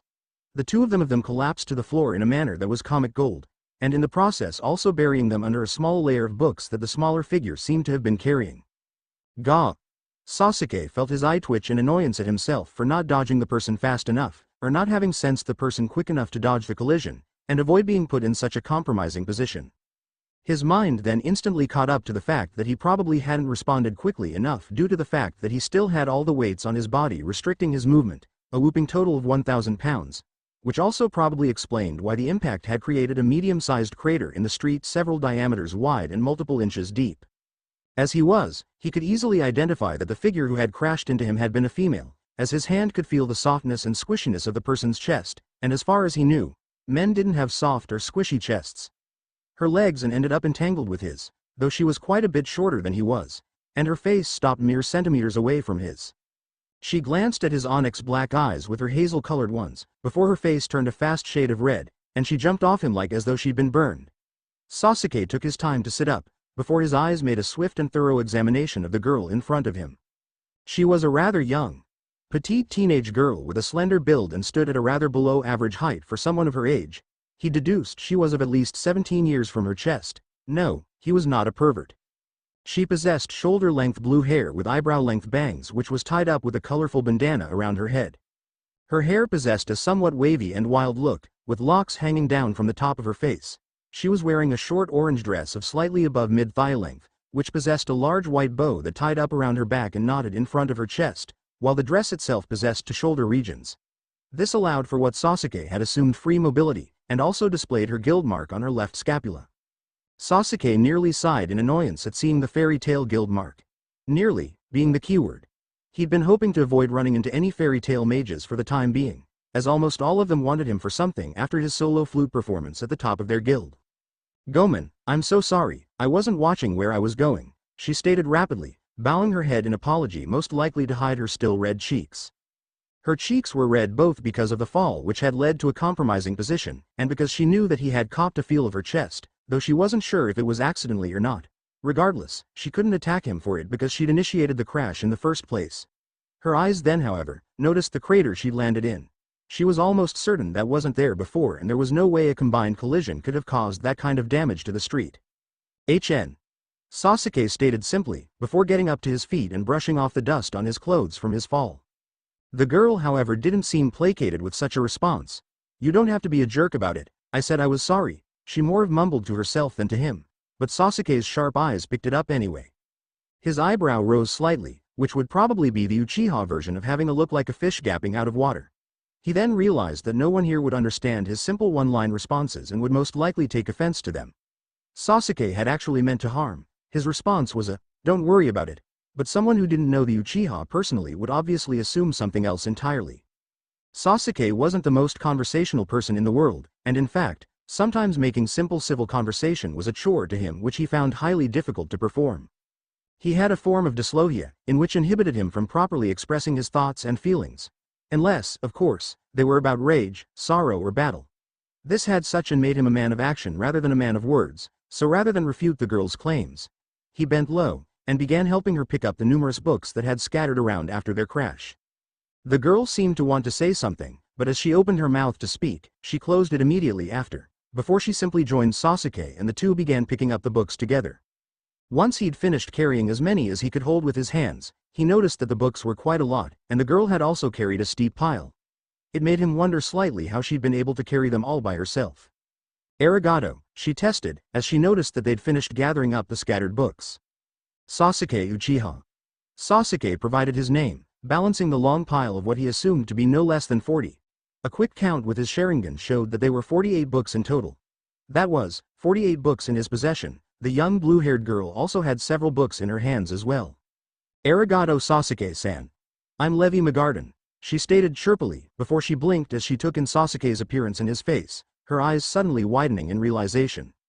You're the guy that Urza-san and Lucy-chan brought in yesterday, she stated, somewhat overexcitedly.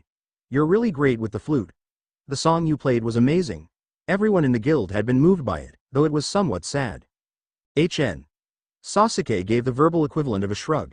He didn't really care about the people that had been listening. He didn't even know people had been listening. He was more concerned with playing to himself and for himself. Where are you taking these books? He asked, just slightly out of curiosity. Levi, however, could detect the unasked question hidden beneath.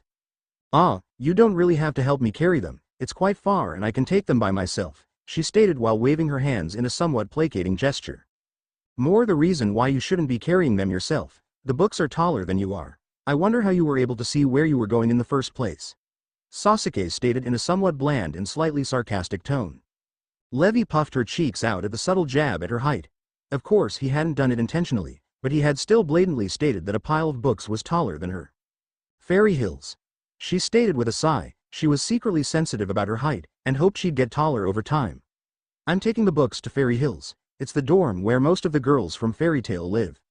Sasuke gave her a blank look and she caught on to the unasked question quite sharply. It's near the outskirts of the town, she stated as she held up her books with her hands, and indicated a specific general direction as to which the Fairy Hills building was located. Sasuke did find this somewhat strange though, it was still quite early after all, and for some weird reason she was couriering books from the middle of Magnolia, where he'd met her, to the outskirts of the town. That was quite a far distance away, and she'd been planning on carrying all those books by herself on such a long trip. When most people had yet to wake? Was she perhaps doing this as a training exercise? He idly wondered. He indicated for her to lead the way, which she did, as the two began their trek down to their location. Sasuke didn't mind the unexpected diversion from his tour and jog, mostly because he had mostly completed it anyway. That, and the books she'd been carrying had drawn his attention. Sasuke had been walking behind her, so he simply picked a book from the large pile he was holding with a single hand, such a feat which required an amazing sense of balance, or chakra as a suction or adhesive to hold it all together. He opened the book's first page, and with his Sharingan active, started blurring through pages like a man possessed, his posture as he held and read the book with one hand unknowingly similar to a certain silver-haired scarecrow. Information was power, and lack of information often killed a shinobi quicker than the blade of their enemy. This was a quote Sasuke had learned by heart, and it was one he would do to always remember. It was why he'd seen this as a perfect chance to read up on the customs and cultures, rules, and as well as the do's and don'ts of this world. Thankfully, the current book in his grasp was one which contained certain aspects of history and information, though it seemed to generalize on the subject of runes, which was an arcane magic in the world. Unfortunately for Sasuke though, his guest didn't have the ability to read and walk while your body unconsciously dodged objects for you and ensured that you stayed on the right path, and walking such a long distance in silence would be a highly uncomfortable experience. So Sasuke-san, she started, seemingly trying to find a topic of which she could start up a conversation. What sort of magic do you use? Sasuke was excellent at multitasking, so he didn't even stop reading as his mind thought up a possible answer to that question, which he presumed someone would have asked him by now. He wasn't going to tell them that he wasn't a mage and bring up the issue of chakra. No, only an idiot like Naruto would do that. Regardless, he also needed to tell them a specific kind of ability he used that would be enough to satisfy their curiosity. I use a certain type of ocular power, he started, not even breaking his stride from his reading, which allows me to see things in slow motion, or in fast forward. The statement was entirely true, allowing him to give as little information about his abilities as possible. Information was power after all. Ah, Levi muttered, not really sure how to respond to that. She had expected something more surreal, as his power was impressive, but compared to something like Natsu's Dragonslayer powers, or Lucis' celestial spirits or Gray's ice make magic, it wasn't as awe-inspiring. That's nice. Sasuke could tell that she didn't sound convinced, but then decided to elaborate just a little for the awe factor. His pride would probably be the end of him, but he wasn't going to take lightly to anyone underestimating the might of the Sharingan. The ability to see things in slow motion is more useful than you think. It is a form of pseudo precognition that enables you to see your opponent's move before they make it, enabling you to dodge, counter or parry an attack before it is ever even made, he stated robotically. This, coupled with the simultaneous ability to break down and absorb information and data from the most minuscule of actions, can make it be able to recognize and detect weaknesses in opponents, decipher riddles, codes, learn at a faster rate than most and manipulate even the matrices of these runes like a child molding clay. He'd spoken without thinking. His mind had therefore picked up on some of the information he was reading, and had stated his thoughts on these specific types of runes which prevented people under its influence from leaving them without obeying the specific conditions set. Not that he knew, was a type of magic used by one of the more famous members of the Fairy Tale Guild. Of course this had instantaneously brought about Levi's attention as she whipped around and saw him with his nose buried in one of her books. That's impossible. You can't break or manipulate the complex matrix of the runes that simply. The barrier is projected as empowered by the magical energy of the atmosphere's ether nano itself. The best you can do is edit the rules just enough to find a loophole to bypass them. Being a person who prided herself in her knowledge of runes and script magic in general, that little snippet in the end of his statement had been what had disturbed her more than the fact that he was reading one of her books. Not if you were capable of changing the conditions met via alteration of the layer of the matrix, addition of another layer of the matrix over the pre-existing one, or simple disruption of the stable flow of magical energy entirely with the manipulation of environmental ether nano. It's stated here, Chapter 8, page 107 of Advanced Arithmancy for Rune Wizards. He'd barely completed his statement before she'd swiped the book away from his hands and began reading at a furious pace. She was amazed at the fact of what the book had stated. Basically, one could escape those pesky trap runes which people like freed from Laxus's Ragenshu used without having to complete the requirement. This was done by simply finding a way to disrupt the magical energy which kept the runes in place, and then chipping away at that small weak spot created by the disruption before it came crashing down. Or simply absorbing the magical energy which kept the runes in place altogether. She was starting to see the usefulness of the Uchiha's fast-forwarding eyes as she now dubbed them. As even with her wind-reading glasses, there would have been no way she'd have gotten to this book for some time.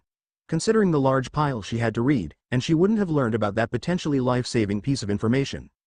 Without either of them realizing it, that simple action, that rather obscure piece of information had altered the course of the future to come. Levi frowned before a thought came to her as she noticed the Uchiha with his nose buried in another book. This is really complex stuff. Most people wouldn't even understand the terms and expressions used in this book unless they had an idea of the specific details or general information on runes. Sasuke had easily detected the unasked question, "How did you figure this out?" and simply gave a smirk, not a cold one as he was used to, but a condescending smirk that implied the fact that he knew something that she didn't. The smirk meant one thing: that's for me to know, and for you to find out. In reality, runes were highly similar to Fuinjutsu, which Sasuke had studied and had become fascinated with it. He had some light training in rough Fuinjutsu from Orochimaru, but his real experience with it came after the war, when Naruto had defeated him in one of their spars with a well-placed Fuinjutsu trap. Vowing not to fall to the same trick again, he started a vigorous study of Fuinjutsu simply to come up with a counter, and simultaneously beat Naruto at his own game. He did eventually find the counter, but not so much for defeating Naruto at Fuinjutsu. The blonde menace was a true Uzumaki in the sense that once he started dabbling in the art, he became more and more proficient to the point he made Kakashi and Hell, even Jiraiya look like rank amateurs in Fuinjutsu knowledge and experience. Sasuke was of course proficient in the art as well, as his research to find counters to the blonde's annoying traps had made him an expert in the field, but he truly paled in comparison to Naruto himself. Levi of course did not know this, and as far as she was new, she'd recently stumbled upon a rare rune genius. This was a goldmine of opportunity for her, especially since she had no one that could really teach her anything in her magic. Seeing as Freed was almost never present in the guild, and she really didn't feel comfortable asking the somewhat distant and intimidating teen for advice or tips. She had just found their similar topic of interest. Her eyes glinted with glee and joy as she pestered the black-haired boy on rune knowledge for the entire trip to their destination, while said boy answered while simultaneously reading through each and every book in her possession. Without the duo even realizing it, a new and somewhat weird symbiotic, teacher-student relationship was born. Then again, with Uchiha Sasuke, no relationship was ever going to be normal. It had been a long and entertaining trip, in which Sasuke had ended up possessing far more knowledge on the world at large than he had when he'd left earlier that morning. Sasuke had quickly returned to the guild after aiding Levi with her books. He stealthily entered without being noticed, though it was still quite early, so only Mirajane was currently present. He made his way to the showers located in the basement of the guild, as he needed a bath to wash off the sweat he'd accumulated from his exercise, so he could finally start his day. As he entered the showers and let the steamy hot water wash off the sweat and grime from his day, he idly realized that he never asked Levi why exactly she was carrying all those books all the way from Magnolia so early in the morning. Shrugging off the reason as inconsequential, Sasuke continued his shower with a sense of accomplishment as his mind arranged relevant facts and information he'd gotten from the girl's books. Most of them had been on arcane magic and other nonsensical things that he cared very little about. However, few contained valuable information about the world at large. Especially those ones that mentioned a specific name. Zareth. The so-called Black Wizard. For some weird reason, Sasuke felt a connection to that name, as though he'd heard of it before, but it had been so long ago that he'd forgotten. However, that was impossible, as he had only recently come to this dimension. Either way, he knew that he'd search out for any of the creations of that wizard, especially the demons. He'd like to compare them to the Biju of his world and see how they stacked up in strength. Sasuke's lips became thin once he realized that he'd once more made a comparison between Earthland and the elemental nations. It seemed that forgetting the past and moving on was harder said than done. As Sasuke stepped out of the shower, he decided to put his plan into action. First and foremost, he needed money. Stealing it would be the easiest way. Heaven knows that no one would be able to catch him with his level of stealth and power. However, it would be too suspicious if someone noticed that a bank or safe or someplace was robbed not too long after his appearance in the town. Especially since Magnolia was so annoyingly peaceful. This meant, Plan B, he'd worn his clothes and snuck out of the guild once more. As he was now, he sat on a high perch above a building, with his eyes blazing on as he searched for his target. His eyes caught on to various different people, mostly civilians though. As it only recently occurred to Sasuke, that according to a census and survey done, only 10% of people in the world were capable of using magic. That was insane. In a world mostly dominated by magical people, events and creatures, he wondered how the 90% of the population coped with having people that could cause copious amounts of destruction to the landscape with their mystical abilities. Let's not forget, ignoring the normal legal guilds who protected the citizens, the remaining part of the 10% of people who could use magic were members of dark guilds that used their power for nefarious purposes. It was another thing that separated his world from this. At least in the elemental nations, everyone had chakra. So if you were given the right training, everyone could become shinobi. No such luck for the poor saps in this world though. Found you, Sasuke thought to himself as he gazed at his target before vanishing in a blur of wind and leaves. Sasuke was a genius. That fact was one thing that many could not dispute. His ability to pick up information and his learning rate was above the charts. This also meant his IQ was far above average as well. He was no Narushikamaru, nor was he any Namikaze Minato, but Sasuke belonged to his own class of genius. He'd quickly been able to pick up the little detail of the fact that new missions were supplied to the fairy tale each day, which meant that someone, or something was responsible for this delivery of new and available quests which were always posted on the guild notice boards. Sasuke needed money, and the only way he could find himself getting any was either to rob some poor sod, or to complete a quest and get paid. Plan A seemed to be the easy way out, but it would draw too much attention, so the plan B worked out quite well. Here lied the problem though. Quests were only given out to legal active guilds, and to take a quest, you needed to belong to a magic guild that was recognized and approved by the Magic Council. Sasuke had already decided not to join a guild, and as such it meant that normal quests would be unavailable to him for the main time. The only other way of getting on a quest was if someone asked for his help, in which he would be entitled to a share of the reward. However, his pride had already taken several heavy hits, and the Fairy Tale Guild Master and Mirajane had already done as much as they could for him. From providing him with a decent meal, and a place to lay his head, he felt it would be highly unfair for him to ask for even more, by requesting they give him a quest to complete, when he wasn't even a member of their guild. No, Sasuke decided, they've done enough for me. From here on, I'm on my own. This was what had led to his current situation. He knew that a fresh shipment of quests would be heading out to the guild for the time being, and had put it upon himself to cut off that shipment before it reached the guild, and then obtain a quest or two which he could complete easily, so as to put some weight in his wallet. Sasuke came to a stop at the start of a street, gazing as he noticed the courier who had the quests. He was an unassuming man of maybe 30 years of age with black hair and a short stubble. He had currently walked out of a magical-powered vehicle, of which the windows were sealed tight, and was filled to the brim with papers, all of which were obviously quests. Once again, Sasuke found himself marveling at the advanced level of technology this world possessed, most of which used a clean, atmosphere-friendly energy source. The vehicle was powered by the user's own magic, or so he'd read, and as such created no form of pollution. The elemental nations were still a bit far away from reaching such a level of advancement. Regardless, Sasuke contemplated his method of approaches which he would use to get what he needed. He already had 3 methods in mind, which he was constantly going over to find the pros and cons of each method. Irregardless of which, Sasuke decided to go for the simplest approach. With a level of stealth possessed by a shinobi of his caliber, Sasuke had approached the middle-aged man without once drawing his attention. His footsteps were so silent it seemed as though his feet glided above the surface of the ground. His movements so fluid, as though he'd been a ballet dancer in a previous life, with not a single motion wasted. Glancing around with nothing but his eyes to ensure that no one was paying enough attention to them in order to be an eyewitness, he finally decided to draw the attention of the courier. "Quite the weather today, isn't it?" he asked, his tone somewhat bland and uncaring. The man seemed to straighten in surprise, as he hadn't been aware of the fact that someone was directly behind him. "Ah yes, Magnolia seems to have the best weather in Fury," the man chipped in, before turning around to meet the mysterious stranger. "So, how can I help?" His question died in his throat, as he glanced into the most mystical pair of eyes he'd ever seen. The rotating red and black eyes with Tomo mesmerized him, rendering him speechless as he watched them turn slowly like a wheel, seeing into his soul and gazing into his mind. Before he could even comprehend what was going on, his eyes glazed over, losing their color and brightness as he stared blankly into space. Without any instruction being given, he checked amongst the pile of quests he was holding, before finding one, and handing it out to the last Uchiha. "It's an A-rank quest with very good pay. Hope you enjoy it, Uchiha-sama." His voice was robotic and monotone, but Sasuke cared very little about that.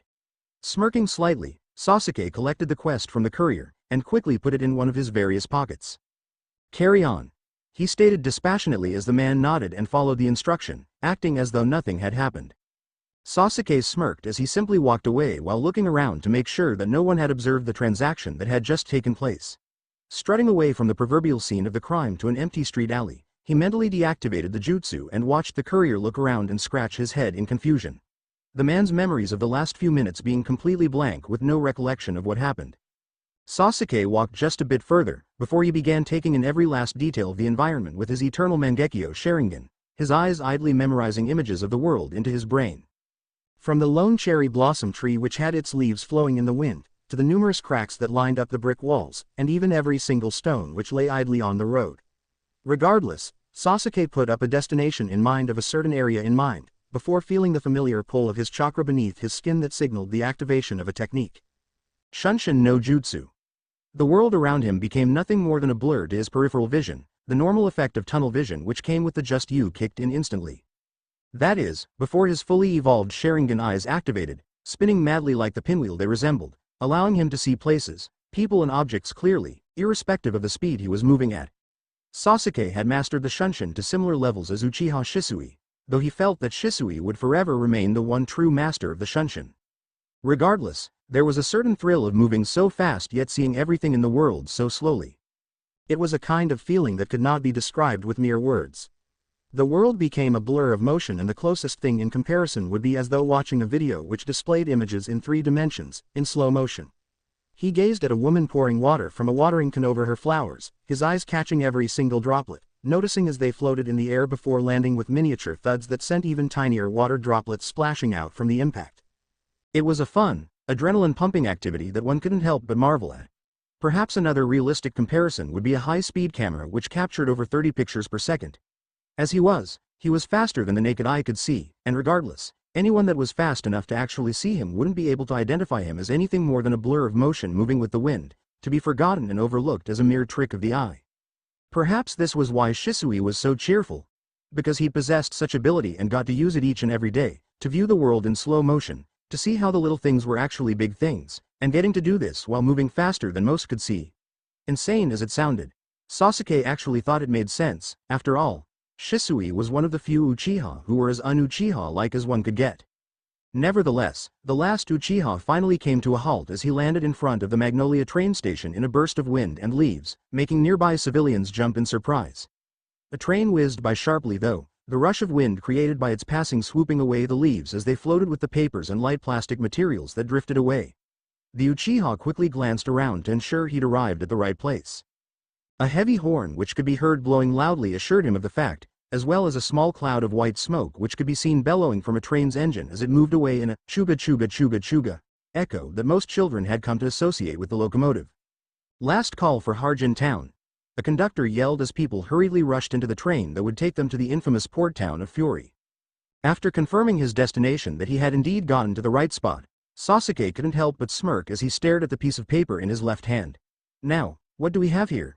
In hindsight, he felt as though he should have checked the mission before heading immediately to the station, but he had utmost confidence in his genjutsu. Frisia Town, the client is the town mayor. Rank monster extermination, Sasuke muttered slightly to himself.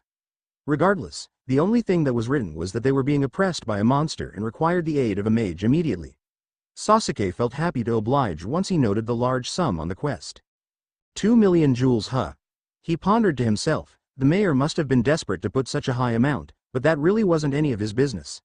His goal was simply to complete the mission, get the money, and return to Fairy Tail hopefully before anyone noticed his prolonged absence, or noticed that they were short of one quest. After all, he still had to repay Mirajane for the meal.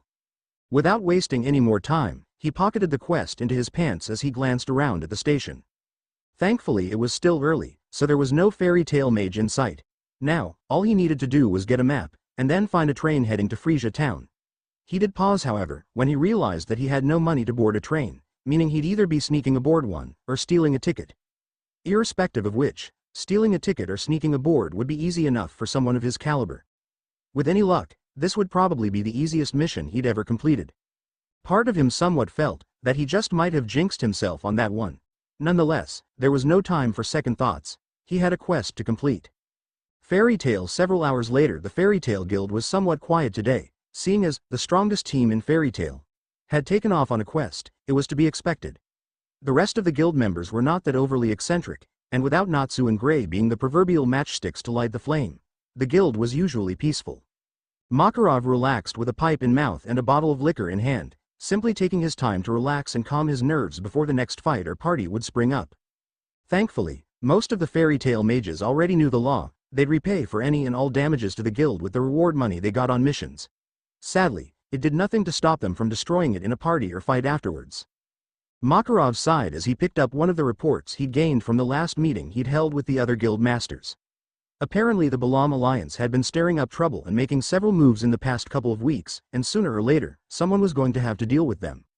The idea was just that, an idea, but regardless, the plan to form an alliance of sorts with other light guilds and attack the Balam Alliance was still a good one. It was even more troubling now that information had come up over the fact that there was a possibility of the alliance combining forces to become a single guild with numerous denominations. That would be terrifying. If the Rune Knights could barely handle them now that they were all separated, they'd stand absolutely no chance if they were genuinely united. Makarov dropped the reports with a sigh, to clear his head of the darker matters. He truly was getting too old for this stuff. Retirement was always a possibility, but then who was he going to give the guild to? Laxus? No, his grandson had changed, and his vision for fairy tale was no longer pure. Mistogen? The man was barely ever in the guild, and his mysterious past and secret would keep him unable to properly operate the guild. He'd actually considered Urza, but she was still too young, she had yet to come to terms with her past, and it was slowly killing her potential. His last choice was Guildarts. The man certainly had the power for it. However, Guildarts lacked the subtlety, and also lacked the political prowess it needed to operate a guild. Not to mention, he'd yet to return from the 100-year quest, and the man enjoyed the thrills of traveling the world. He'd never want to sit down in one place and operate a guild. A stray thought popped into Makarov's head. It was crazy, random and just a spur-of-the-moment thing really, but he couldn't help but consider Sasuke, the mysterious young man with one real arm, and one prosthetic one that had come into the guild. He certainly had the power. Makarov had put everything he had into his handshake with the young man to judge his character and his strength. To his surprise, the young man had barely flinched on the outside, and countered back with a fiercer grip. The guild master of Fairy Tail glanced at his now bandaged and broken hand. He hadn't complimented on the boy's strength because the boy had matched his grip, but rather, he'd complimented because the boy had broken his hand without even trying or meaning to. He'd had to give a flimsy excuse that he'd cut it on a broken beer bottle while inebriated, otherwise some of the more rowdy members of Fairy Tail would seek out the Uchiha to fight him because of the fact that he broke their master's hand. Makarov had judged from his eyes. He was an experienced warrior, and he had a gaze that only the war veterans had possessed once they'd ended a war, and realized that they had very little left to live for. It confused and amused Makarov quite a deal. The boy was too young to have been alive for any war, but his eyes told another story. His performance with the flute had greatly touched everyone in the guild, and everyone had wanted to meet him to thank him for it, but he'd simply vanished. No one had a clue as to when he'd left, or why he'd left. Regardless, he still wasn't an option, as he'd already made his wishes clear that he had no intention of joining the guild. Though he wished he'd joined though, because it was one of the few times that Makarov had seen Mirajane's true smile since Lisana had died. Speaking of the devil, what's wrong Mira? He asked as he noticed the woman panicking up and down as she checked the request boards. Oh. Master, we just got a report from the client of the Frisia Town mission. He increased the reward of the quest to 20 million jewels. She stated in one breath, still searching and dashing through request boards, causing Makarov's eyes to widen as he comically spat out his liquor. Well, that's quite a lot for a simple A-rank monster extermination, but that isn't big enough to get so worried over, he stated as he finally regained his composure. It's no longer an A-rank mission, she stated as bluntly as she could. Oh, you mean, Makarov's eyes widened in realization. Yes, Master, the mission has been upgraded to a high S-class ranking. S-class missions were missions which could be handled by a single S-class mage without difficulty, no problem.